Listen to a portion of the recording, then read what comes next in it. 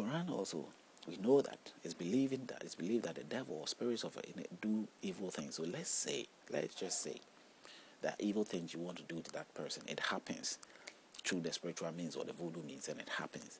You say, what? God approved it and God let it happen to me. So be it. But it happens to everybody. I end up dying. You also end up dying. I end up suffering before dying. You also end up suffering before dying. You who claim probably that you are holy, or you claim that you were clean. So how are you going to be able to know that it's God who did that? Or that person has got some power through his voodoo means and he did something what he had to do. We are all vulnerable people. And if we go up ahead and do our stabbing or our voodoo or whatever to destroy another life, we pronounce death to people's life, and we sort of claim God in that manner. We should think about it, think deeply about it. You understand? If you didn't do anything, or somebody didn't do anything, and it happens, because you can do it secretly and nobody knows, that is what you are suggesting, that people will know that nobody did anything. It just happened that God himself has struck him. How did they know that God did the striking? And if God did not do it, remember, and you are saying that God did it, you have to answer. You will be answering God. You are so sure that as long as the Quran said that and that happens, that means God did it. You are so sure. You stamp on your feet. People will do that. They have some belief and they have it on their feet. And they do that, and sometimes they crack their teeth later. They realize that that is not the case. Because life will change, and you yourself who cramp your feet realize that. But how would I know the truth if I'm not going to read a book? If I am unclean, and how to become clean? Do I have to listen to somebody who speaks to me, who will tell me all the things there, and maybe he's interpreting it wrongly? I have to read it myself. God has message for me. I am unclean, and God gave me the message. If the message is not good for me in words, okay, then it's not good for me in letters.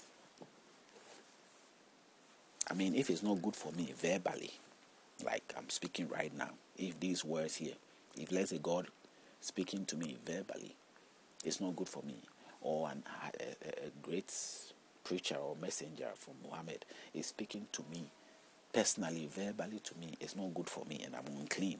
The same words are coming.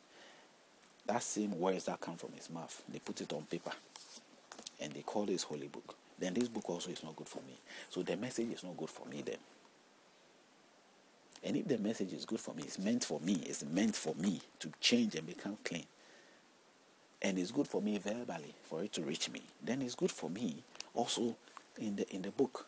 So the same way I have to listen to the book, and it comes to the unclean person to make it better.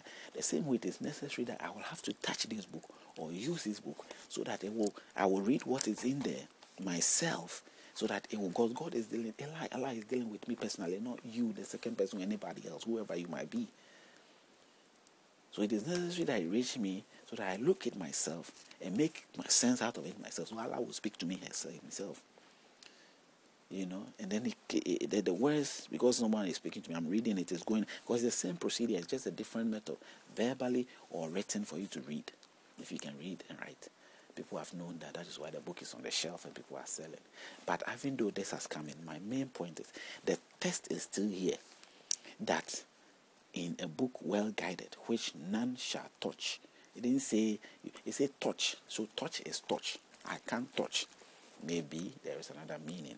If he said touch, others will interpret it like if he said touch, the content or the meaning of it, you don't touch it, you don't change the words in the book, you don't, that is what maybe it will mean by say touch. But if that is what it also means, that you don't change the words, or you don't do that you don't tamper with the book, and you have to leave it there, or else it says what? But those who are clean, said those who are clean. Then we have to really find out, is that what he really says? If he is talking about the contents and all that, that means those who are clean can change the content of the book. So eventually it comes back to realize that it is about touch. And Muslims believe in cleanness, that they literally believe in washing. If you wash your hand and you do abrusha, you are clean to go and pray. You can't go to God with the toilet all washing, smelling like that. Believe that. So the cleanness is in order. My interpretation of it is in that line, and I think it's in order. But God will not do anything to me because I'm unclean or I'm clean. It's not relevant to it. So the test here is in question. That is why the test here is in question. It is exactly as I'm interpreting it. And so, based on this being the word being in question, and being in a bit of confusion in me reading it, a message for everybody. If the message is for everybody and not for the Arabs, as I think that it's only for the Arabs, but they say if the message is out there for everybody, then there are people who have converted who are not Arabs. Then at the end of the day, the test is in question. And I say that God did not say that. Why? So that I could say that. Then I say Allah did not say that. So that my definition of Allah is wisdom, knowing the future, today and the past, knowing all beforehand. He will not know. We will come to this knowledge of knowing this thing. So he will not allow himself to say such things. Or he would have even burned the book before even our generation come. You understand? There is a spiritual influence in Muhammad. He had certainly had some spiritual influence. Everybody does. And he wrote what he had to write at that time, for whatever reasons. I don't know the culture or how things were at that time. But if it is so, we answer, but not today. Allah is not speaking through anybody through this book. Because if we continue using the book and we keep that that's what it is, we will always get confused. We will not be able to blend the truth carefully. We will not be able to blend to come to the truth that we want to have. We will always find ourselves doubting and finding ways to interpret it again, and we keep interpreting. And we have to better the English too, which is written there, the translation, because the time how they spoke was different from how we speak now. The English and the words have improved. Even in the Arab world, they have improved in their own language tone as well. So that's what I think. And if we go to 81, is it such a message that ye would hold in light esteem? And have ye made it your livelihood that ye should declare it falsely?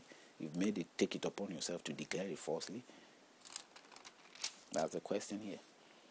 83. Then why do ye not intervene when the soul of the dying man reaches the truth?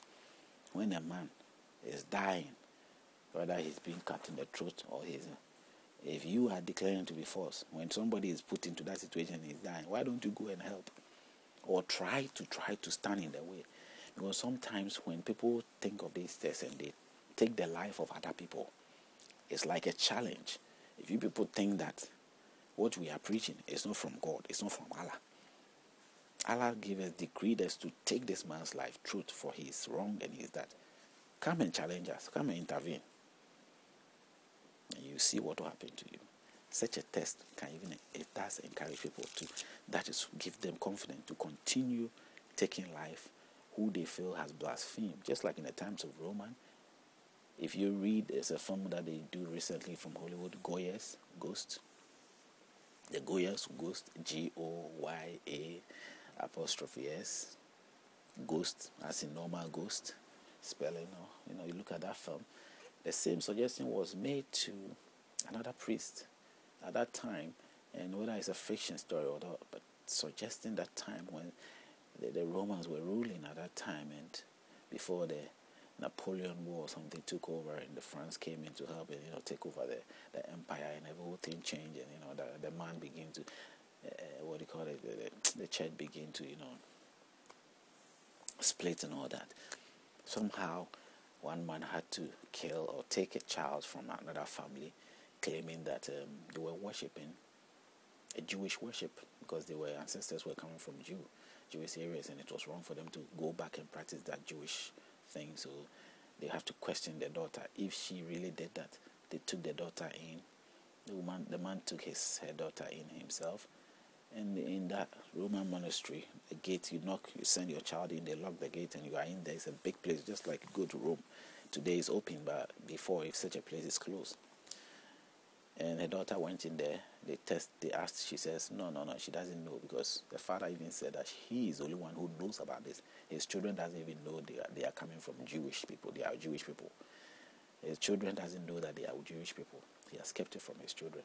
So whatever make them new, nobody knows. Somebody has given a tip of